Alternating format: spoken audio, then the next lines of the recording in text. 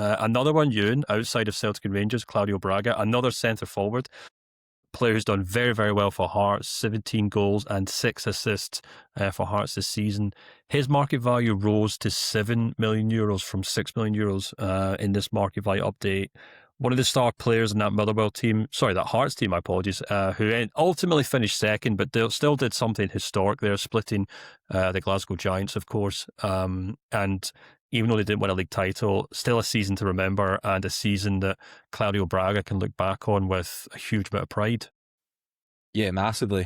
Also got an incredible song that went viral at the start of the season. That also had nothing to do with his market value update, but from an individual point of view, he also picked up the PFA Player of the Year in Scotland. He also picked up the Football Writers Player of the Year as well, and hugely justified for his impact on this Hearts team.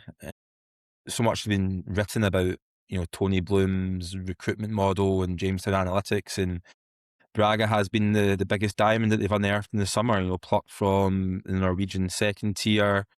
Wasn't much known about him when he joined, but he had an incredible season, 23 goal contributions, really key player for Hearts in that attacking area. Him and Lawrence Shankland were, probably the main reason why they were able to put up such a spirited title bid, and they finished the highest ever points total in the Scottish top flight. So incredible season for Hearts, and Braga's a player who, in my personal view, should define what Hearts need to do moving forward to close the gap to Celtic and Rangers. We talked earlier about how Motherwell have a track record of being able to flip players for good fees. Hearts haven't been able to do that there.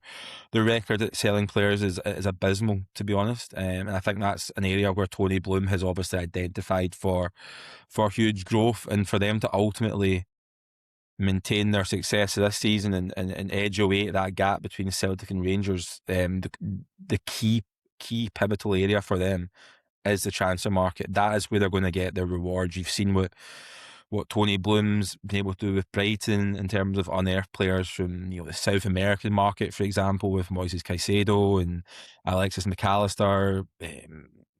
Just a couple of examples. There's been so many at Brighton, and be able to flip them for huge profits.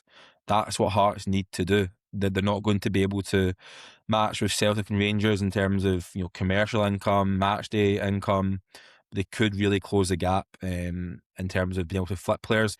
And I think realistically, and Hearts fans might not like me to say this, that they should look to cash in on Claudio Braga this summer. Yeah, curiously, he's linked to Celtic, as you said, Crystal Palace and Brighton, who, as we all know, Tony Bloom also part of the Tony Bloom extended universe, if you will. So it'll be interesting to see if he does swap Edinburgh for Brighton this summer.